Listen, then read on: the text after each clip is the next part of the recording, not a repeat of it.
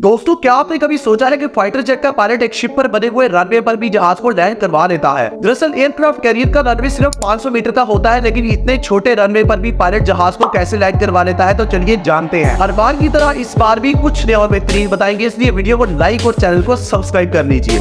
दोस्तों, fighter jet की landing के लिए एयरक्राफ्ट कैरियर पर स्टील वायर्स लगी होती है और फाइटर जेट में एक टेल हुक लगा होता है। तो पायलट को इस टेल हुक को स्टील वायर में फंसाना होता है, जिसकी वजह से जेट रुक जाता है। लेकिन एक बात आपने कभी नोटिस नहीं की होगी, जब भी फाइटर जेट लैंड करता है तो पायलट उसकी स्पीड को कम करने की बजाय बढ़ा देता है। तो दोस्तों, पायलट ऐसा इसलिए करता है कि टेल हुक अगर स्टील वायर में ना फंस सके तो वो जहाज को दोबारा टेक ऑफ कर सके। स्पीड स्लो होने की वजह से जहाज पानी में भी गिर सकता है। दोस्तों, वीडियो अगर अच्छी लगी हो तो चैनल को जरूर सब्सक्राइब करें।